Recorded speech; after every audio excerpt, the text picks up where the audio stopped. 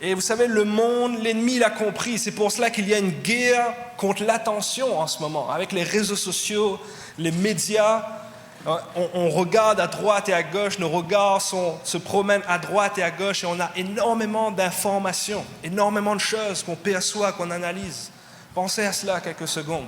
Le nombre de choses qu'on pourrait voir dans une vie, dans une semaine, juste dans une journée. Toutes les choses que tu vois, que tu interprètes. Et toutes ces choses, si tu ne fais pas attention, à la capacité d'influencer ce que tu crois. Tellement la vue est puissante. Mais ce matin, la question, ce n'est pas « qu'est-ce que j'ai vu ?» mais « qu'est-ce que j'ai cru ?» Ce matin, la question n'est pas « qu'est-ce que j'ai vu ?» mais « qu'est-ce que j'ai cru ?» Le fait de voir affecte directement ce que je crois. Et Jésus va dire dans l'évangile de Jean, au verset 28, il est avec Thomas et Thomas va expérimenter la résurrection. Il n'avait pas vu Jésus ressusciter et Thomas, il ne croit pas. Il se dit, mais tous les autres l'ont vu, moi je ne l'ai pas vu, je ne crois pas réellement que ça s'est passé. Et il dit, et après qu'il ait expérimenté cela, et après qu'il voit Jésus, il dit, mon Seigneur et mon Dieu. Et Jésus va dire au verset 29, parce que tu m'as vu, tu crois. Donc on voit que sa vue a affecté ce qu'il croit. Parce que tu m'as vu, tu crois. Et Jésus lui dit, heureux ceux qui croient sans avoir vu. Jésus révèle de quelque chose de bien plus grand. Heureux celui qui croit sans avoir vu. Heureux celui qui croit sans que la vue a affecté ce qu'il croit. C'est réellement ça l'essence de la foi. Et c'est de cela que j'aimerais parler ce matin. La foi, l'essence de la foi, c'est l'espérance. C'est ça, la confiance en Dieu, c'est de croire sans voir. Si on se base uniquement sur ce que l'on voit, ce que l'on ressent, notre foi est affaiblie, notre foi est fébrile. Et Jésus l'encourage et le challenge. Heureux celui qui croit sans avoir vu. Heureux celui qui croit, qui a la foi, non pas basée sur les circonstances, non pas basée sur les cinq sens, non pas basée sur la capacité, la logique humaine, mais heureux celui qui croit, heureux celui qui a la foi, sans avoir vu. Et dans 2 Corinthiens 5, au verset 7, la Bible va dire « Nous marchons par la foi et non par la vue ». Ça, c'est un passage qui, à chaque fois, me challenge. Je ne sais pas pour toi, mais est-ce que tu as déjà essayé, peut-être quand tu étais petit, de te bander les yeux, d'essayer de marcher, ou même un ami te dit de l'essayer, tu n'arrives pas à... Tu fais juste quelques pas et à un moment donné, c'est plus fort que toi. Tu as envie d'ouvrir les yeux parce que c'est difficile de ne pas utiliser la vue. Et ce message ce matin est pour nous tous. Je vous challenge et je me challenge moi-même à ne pas marcher par la vue, mais à faire confiance à Jésus, à marcher par la foi, à le faire confiance dans les situations qu'on pourrait traverser, dans les challenges qu'on pourrait traverser. Sommes-nous simplement... Est-ce qu'on base simplement notre foi, nos actions, nos directives sur ce que l'on voit, sur ce que l'on ressent? Ou est-ce qu'on se base sur la foi? La question n'est pas ce que tu as vu, mais la question à la fin de la journée, c'est est-ce que tu crois? Dieu nous invite à marcher par la foi et non par la vue, non parce que j'analyse et perçois, non pas parce que je ressens. La foi, c'est croire, agir, espérer, être en action même quand je n'ai pas vu. J'ai noté ici que la foi ne se base pas sur la capacité humaine, car en réalité, la foi me connecte à la capacité de Dieu. Est-ce qu'il y a quelqu'un ce matin? La foi ne se base pas sur la capacité humaine, mais la foi me connecte à la capacité de Dieu. Je ne sais pas pour toi, mais lorsque Dieu me donne une promesse, lorsque Dieu me donne une parole, lorsque je pense à mon appel, si je me base uniquement sur moi, sur ma capacité, je ne suis pas dans la foi, c'est impossible, je n'arrive pas à le faire. Mais lorsque je suis dans la foi, cette foi me connecte à la capacité de Dieu. Cette foi me connecte à la nature de Dieu. Cette foi me connecte à la force de Dieu. Elle me connecte aux promesses de Dieu. Parce que la foi a cette puissance de déplacer des choses. On va le voir ensemble. La foi a cette puissance de déplacer des choses. La foi, c'est croire sans que la vue ait entré dans l'équation. Et j'aimerais vous lire ce passage de Hébreux 11 qui parle de la foi dans la version Louis II, mais également la version Semeur. Hébreux 11, au verset 1, dans la version Louis II, cela nous dit « Or, la foi est une ferme assurance des choses qu'on espère, une démonstration de celles qu'on ne voit pas. » Et j'aime la version Semeur, cela nous dit Hébreux 11, au verset 1, « La foi est une façon de posséder ce qu'on espère, c'est un moyen d'être sûr des réalités qu'on ne voit pas. » Les amis, je ne sais pas si vous avez entendu cela ce matin. La foi est une façon de posséder ce qu'on espère. C'est un moyen d'être sûr des réalités qu'on ne voit pas. Lorsque je parle de l'espérance, en général, lorsqu'on parle de l'espérance, je ne sais pas si tu penses comme moi, mais l'espérance, c'est futur, n'est-ce pas? Tu espères en de bonnes choses. Tu espères que quelque chose de bon va t'arriver. Tu espères, je ne sais pas, une bonne nouvelle. Ça, c'est l'espérance, c'est le futur. Mais la foi, c'est le présent. Et la Bible nous dit ici que la foi est une façon de posséder ce qu'on espère. Autrement dit, la foi est une façon de posséder le futur. Est-ce qu'il y a quelqu'un? La foi est une façon de posséder ton futur. C'est posséder ton espérance, ce que tu crois de bon qui va t'arriver, en quoi tu espères. La foi, c'est ce bras qui attrape les choses futures et l'amène dans ton présent, qui attrape les promesses de Dieu et l'amène dans ton présent, qui attrape la joie et l'amène dans ton présent, qui attrape la guérison et l'amène dans ton présent, qui attrape la provision et l'amène dans ton présent. Est-ce qu'il y a quelqu'un ce matin? La foi te connecte. La foi possède les choses que tu espères. La foi déplace le futur dans ton présent. C'est réellement puissant. Et Dieu nous a donné cette foi. La Bible nous dit que chacun d'entre nous, on a reçu une mesure de foi. Chacun d'entre nous, nous avons la capacité de transférer les choses de Dieu dans notre vie. Je disais ce matin également que la foi, c'est comme la monnaie du royaume. Tu veux quelque chose du royaume, tu veux quelque chose de la part de Dieu, tu donnes ta foi et cette chose te revient. Parce que la foi a cette puissance de déplacer des choses, d'amener les choses. C'est une façon de posséder ce qu'on espère. C'est un moyen d'être sûr des réalités qu'on ne voit pas. Je ne vois pas des choses parfois. Ma vue, elle me donne des informations, mais je sais une chose, que Dieu va agir. Je ne le vois pas encore, je ne le sais pas encore, j'espère en cela. Mais la foi fait en sorte que cette chose devient maintenant dans mon présent. C'est un message d'espoir pour toi ce matin. Juste un peu de foi. Peut-être que tu traverses quelque chose de difficile. Peut-être que tu fais face à quelque chose qui tarde. J'aimerais te dire, juste un peu de foi fonctionne. La foi est efficace. La foi, c'est un périmètre. Soit tu es dedans, soit tu n'es pas dedans. La foi, c'est comme un interrupteur. Une fois que tu appuies, ça fonctionne, mon ami. La foi n'a pas besoin d'être grande, petite, mais la foi marche. La foi est efficace. Quand tu l'exerces, elle agit. Donc la foi, c'est posséder ce qu'on espère. C'est posséder le futur et l'amener dans mon présent. C'est pour cela que ce matin, j'ai appelé mon message « Regarde et prophétise ». Parce que ma vue, mes yeux me montrent des informations.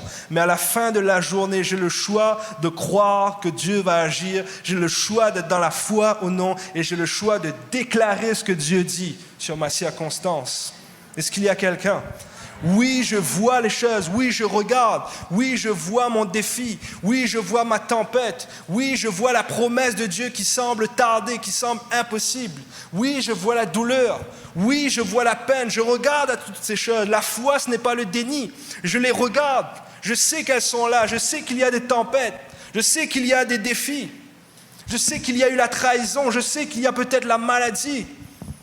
Mais parce que je suis une personne de foi, j'espère en un Dieu qui agit. J'espère en un Dieu qui est vivant. J'espère en un Dieu qui m'entend. J'espère en un Dieu qui agit, qui parle aujourd'hui. Et parce que je crois, je prophétise ce que je crois. Parce que je crois, je donne un son à ma foi.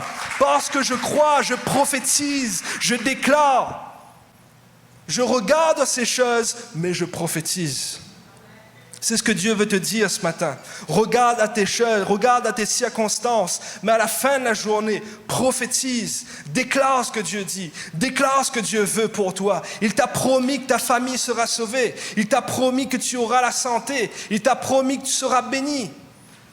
Alors tu peux regarder la circonstance qui paraît contraire, mais à la fin de la journée, prophétise, sois dans la foi, crois en Jésus, et déclare ses promesses, déclare la victoire, déclare la délivrance, déclare la santé, déclare l'espérance. Amen. Est-ce qu'il y a des personnes de foi dans ce lieu? Est-ce qu'il y a des personnes activées dans ce lieu? Est-ce qu'il y a des conquérants dans ce lieu? Parce que comme je le disais ce matin, parfois en tant qu'humain, en tant que chrétien, on a cette tendance à simplement regarder les choses, les analyser, les percevoir et juste être une victime. La situation ne bouge pas, les portes sont fermées, je suis lié, ça ne bouge pas, je ne suis pas capable d'entrer dans la terre promise, je ne suis pas capable de faire ce que Dieu me demande de faire, je suis indigne, je me sens comme ceci, je me sens comme cela, j'ai été blessé, et on regarde. Mais Dieu te dit ce matin, ouvre ta bouche et prophétise le contraire. Ouvre ta bouche et donne un son à ta foi. Si tu as un peu de foi, déclare-la ce matin. Déclare-la ce matin. Amen. Regarde et prophétise. C'est ce qui se passe dans Ézéchiel 37. On voit que Dieu amène son prophète dans une vision, dans la vallée desséchée. On va le lire ensemble, Ézéchiel 37. Au verset 1, la Bible déclare « La main de l'Éternel fut sur moi, et l'Éternel me transporta en esprit, et me déposa dans le milieu d'une vallée remplie d'ossements. Il me fit passer auprès d'eux tout autour, et voici, ils étaient fort nombreux à la surface de la vallée. Ils étaient complètement secs. Il me dit, Fils de l'homme, ces eaux pourront-ils revivre? Je répondis, Seigneur éternel, tu le sais. Ézéchiel est dans la foi, il sait que Dieu va agir. Et ce matin, je disais que si c'était moi qui étais dans ce passage, j'aurais dit, Seigneur, tu le sais, ça ne peut pas marcher. Je regarde à cette vallée, je regarde à tous ces eaux desséchées, je regarde à la mort, je regarde à cette circonstance, et c'est impossible. C'est fini, la circonstance est terminée. Dieu ne peut plus rien faire. Mais Dieu amène Ézéchiel dans cette vision, lui dit, est-ce que tu crois qu'il peut y avoir la vie? Et Ézéchiel déclare, oui, Éternel, tu le sais. Et Dieu lui dit quoi? Prophétise, prophétise. Viens, esprit des 4 vents, prophétise sur la vallée des ossements desséchés. Et dès qu'il prophétise, dès qu'il se met en marche, dès qu'il donne un son à cette foi, les choses bougent, les montagnes se déplacent, les eaux reprennent vie, l'armée se relève et les gens reprennent vie. Ça, c'est un homme de foi. Et ce matin, j'aimerais encourager, j'aimerais te challenger ta foi pour te dire, lève-toi et prophétise la parole de Dieu sur ta circonstance. À la fin de ce message, tu devrais te lever en conquérant, en soldat, peu importe l'âge que tu as, peu importe le défi que tu as. Sois résigné à dire, Seigneur, je vais te déclarer ce que tu m'as promis, parce que je suis dans la foi. Parce que je suis dans la foi. Et vous savez, Dieu va exactement faire, ce matin j'expliquais qu'il va faire en sorte de te placer dans une circonstance, de t'amener dans une situation impossible pour révéler ta foi, pour révéler ce que tu crois. Dieu a cette façon de fonctionner, de travailler pour te transformer. Il va t'amener dans une situation tellement impossible que la seule réponse, c'est le miracle. La seule réponse, c'est le miracle. Et il va te placer dans cette circonstance pour voir est-ce que tu crois qu'il va agir ou est-ce que tu crois que c'est fini. Et regarde dans Jean 11. Dans Jean 11, vous connaissez probablement ce passage lorsque Lazare, l'ami de Jésus, est décédé. Jésus va prendre son temps. Je ne sais pas pour toi, mais c'est compliqué, c'est difficile. Imagine, tu as un ami et il arrive 4 jours après. Et Jésus fait exprès d'amener ses disciples 4 jours après, dans cette circonstance où tout le monde croit que c'est terminé, tout le monde croit que Lazare est mort, c'est fini, et Jésus arrive 4 jours plus tard. Et dans ce passage, j'aime ce passage parce que la Bible va dire, à un moment donné, vous le connaissez, la Bible va dire Jésus pleura. Vous connaissez cela? La Bible va dire Jésus pleura. Et oui, je crois que Jésus a pleuré de compassion parce que son ami était décédé, parce que c'était des personnes qui étaient proches de lui. Jésus pleura. Mais je crois également que Jésus pleura à cause de l'incrédulité dans l'atmosphère. Jésus pleura parce que personne à ce moment-là n'a cru qu'il pouvait agir. Et c'est pour cela qu'il va déclarer « Je suis la résurrection et la vie. Je le suis moi. J'exerce pas juste la résurrection. J'exerce pas juste la vie. Je suis la résurrection et la vie. » Et personne ne croyait que Lazare pouvait se relever. À un moment donné, il va dire à Marthe ou Marie, il va dire « Mais où est-ce que vous l'avez mis ?» Elle va dire « Laisse tomber Jésus, il sent déjà, ça fait 4 jours. » Il l'appelle pour venir et lorsqu'il vient, ils ne sont pas prêts à recevoir le miracle. Est-ce que ça parle à quelqu'un ce matin? Parfois je suis comme ça, je crie à Dieu « Seigneur, au secours !» Quand il arrive, « Seigneur, c'est impossible. » c'est pas possible, ça va pas marcher. C'est ce qui se passe là-dedans. Et au bout d'un moment, Jésus prie pour Lazare et Lazare ressuscite. Jésus va t'amener dans une circonstance, dans une situation, pour voir si tu crois en miraculeux, pour voir si ta façon de penser a été transformée. Il y a un homme de Dieu qui dit, ta façon de penser est transformée lorsque l'impossible devient logique. C'est fort ça. Lorsque l'impossible devient logique. C'est exactement la même chose qui se passe lors de la multiplication des pains. Il est tard, Jésus prêche l'évangile, continuellement il prêche l'évangile du royaume. Et à un moment donné, les disciples vont venir le voir et va dire à Jésus, renvoie la foule, parce qu'il est tard et ils n'ont pas à manger. Et Jésus va dire ceci, vous donnez-leur à manger. Mais Seigneur, on n'a pas de pain, on n'a pas de poisson, comment faire? Ça semble impossible. Et comme je le disais, Jésus va t'amener dans une circonstance où la seule réponse possible, la seule solution possible, c'est le miraculeux. Il va voir si tu t'attends au miraculeux. Et on sait, Jésus a multiplié les pains. Et les disciples ne comprenaient pas ce qui se passait. Parce que Jésus veut changer notre façon de penser. Jésus veut nous amener dans la réalité de la foi, les amis. Parce que la foi, c'est posséder ce qu'on espère. C'est posséder ce qu'on espère. C'est d'être sûr de cette réalité qu'on ne voit pas. Amen. La foi, cette puissance, j'ai noté ici, de déplacer les choses et de l'amener dans mon présent. C'est pourquoi la Bible dit que la foi, par la foi, vous déplacerez des montagnes. Parce que la foi déplace des choses. Tu as besoin d'argent, tu as besoin d'une percée, tu as besoin d'une guérison, tu as besoin d'une consolation. Donne à Dieu ta foi. Donne à Dieu ta foi ce matin. Et cette chose viendra prendre place dans ta vie. Amen. On voit également l'histoire des 12 espions. Lorsque Moïse envoie les espions à Canaan, on le voit dans Nombre 13, on va le lire ensemble. Nombre 13 au verset 17. La Bible nous dit que Moïse les envoya pour explorer le pays de Canaan. Il leur dit, montez ici par le midi. Et vous monterez sur la montagne, vous verrez le pays, ce qu'il est, et le peuple qui l'habite, s'il est fort ou faible. Moïse va envoyer 12 espions explorer la terre promise. Dieu avait fait une promesse à son peuple.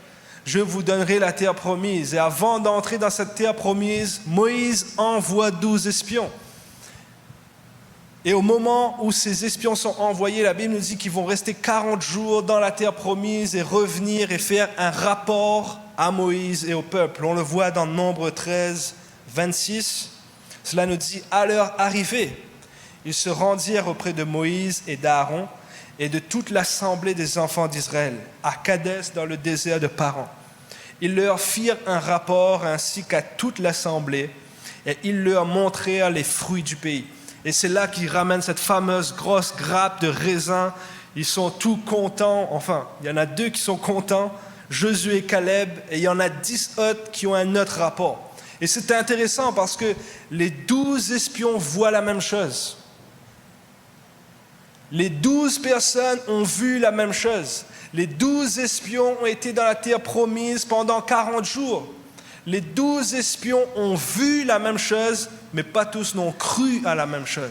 Et pas tous ont prophétisé la même chose. C'est puissant. Et on le voit au verset 30. Caleb fit taire le peuple qui murmurait contre Moïse. Il leur dit, montons, emparons-nous du pays, nous y serons vainqueurs. Mais les 10 autres, mais les hommes qui étaient allés avec lui dirent, nous ne pouvons pas monter contre ce peuple, car il est plus fort que nous.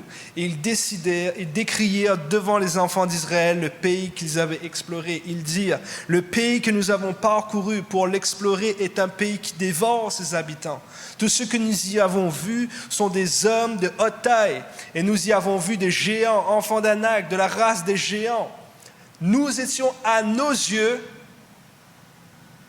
Est-ce que vous lisez comme moi? Nous étions à nos yeux et aux leurs comme des sauterelles. Ils se sont vus eux-mêmes comme des sauterelles. Nous voyons à nos yeux comme des sauterelles. Leurs vues ont influencé ce qu'ils croyaient.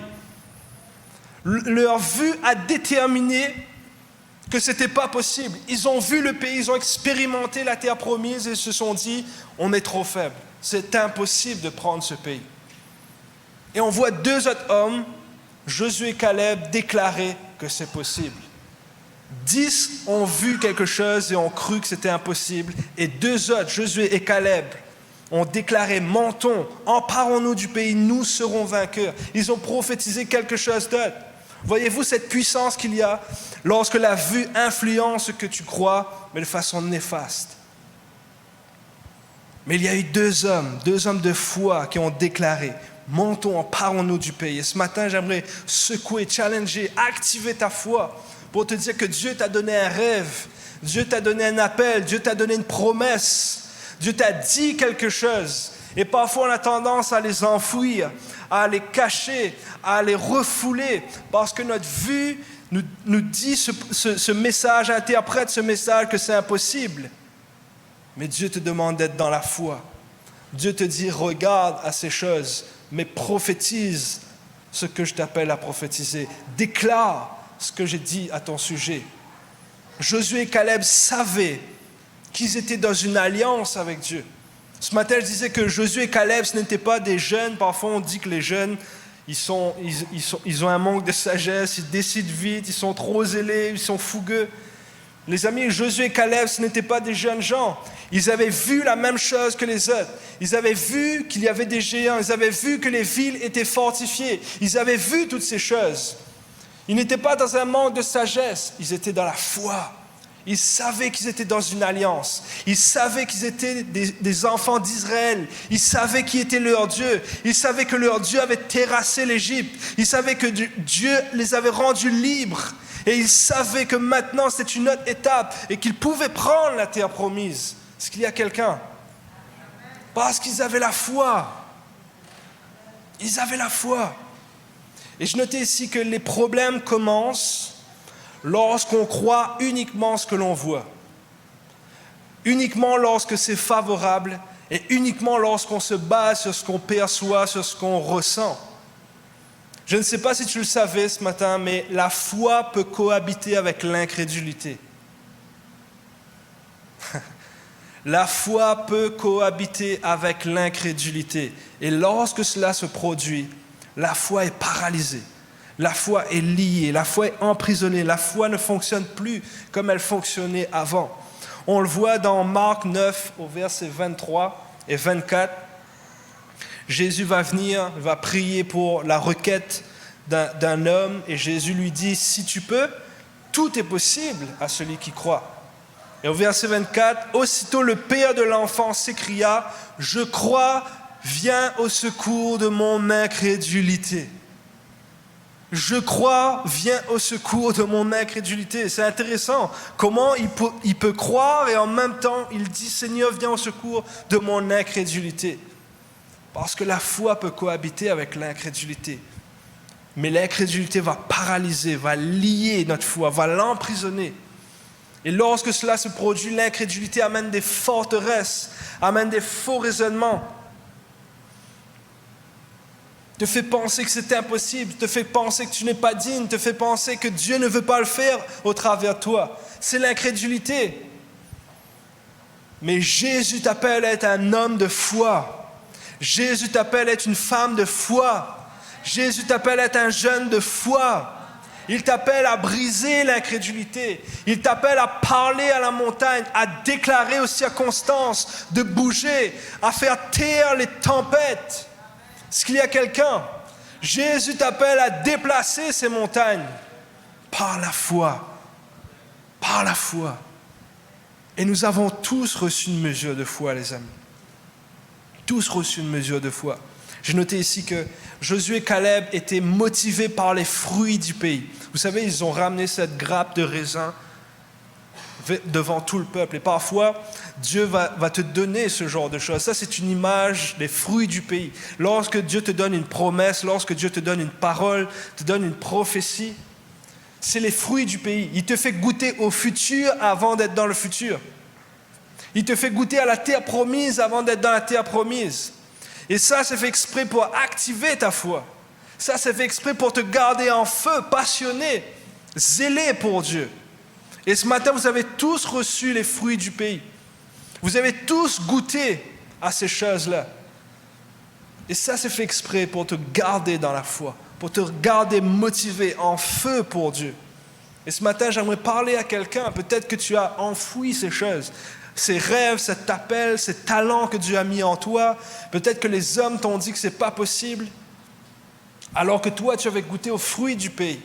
J'aimerais te dire de te lever et de prophétiser sur tes circonstances, de déclarer la parole de Dieu sur tes circonstances, de réveiller cette chose, d'activer ce feu en toi, d'activer cet esprit de combat, de conquête pour Dieu, et de prendre la terre promise, de prendre ce qu'il t'appelle à prendre, de faire ce qu'il t'appelle à faire, au nom de Jésus.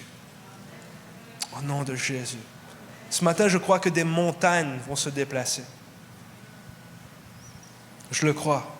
Ce matin, je déclare que des montagnes vont se déplacer. Ce matin, je déclare que des forteresses seront renversées, que des faux raisonnements seront renversés. Ce matin, on va mettre l'incrédulité dehors. Est-ce que quelqu'un est avec moi? Ce matin, refuse l'incrédulité dans ta vie. Ce matin, refuse la logique, la raison seulement. Et dire, Seigneur, je ne comprends pas tout, mais je décide d'être dans la foi. D'ailleurs, ce passage de Hébreux 11, je t'invite à le lire parce que ce passage continue et va dire que c'est par la foi que nous comprenons comment le monde a été formé. La foi vient avant la compréhension. C'est par la foi que nous comprenons. Et parfois, en tant qu'humain, on veut comprendre avant la foi. Mais la foi, c'est par la foi que nous comprenons. Pour finir, j'ai noté ceci. Les 10 espions et le peuple ont préféré la sécurité, le confort, le connu, le statu quo de l'esclavage, plutôt que le combat, la foi, le nouveau et l'inconfort de la liberté. Ils ont préféré le confort de l'esclavage plutôt que l'inconfort de la liberté. Vous savez, le peuple d'Israël, c'était un peuple qui avait grandi des générations en générations dans l'esclavage sous l'Égypte. Et ils se sentaient comme des esclaves. Leur mentalité, c'était des esclaves. Et Dieu voulait sortir l'esclavage de leur cœur. Et j'expliquais ce matin que parfois l'esclavage peut t'amener dans une certaine confortabilité. Tu n'as rien à faire, tu te lèves et tu fais juste les tâches qu'on te demande de faire. Tu n'as pas à réfléchir, tu n'as pas à payer la facture, tu n'as pas à être créatif, tu n'as pas à essayer de te débrouiller. Tu es juste un esclave et tu fais ce qu'on te demande. Mais Dieu les appelait à la liberté. Dieu les appelait à penser par eux-mêmes. Dieu les appelait à être créatifs. Dieu les appelait à être libres.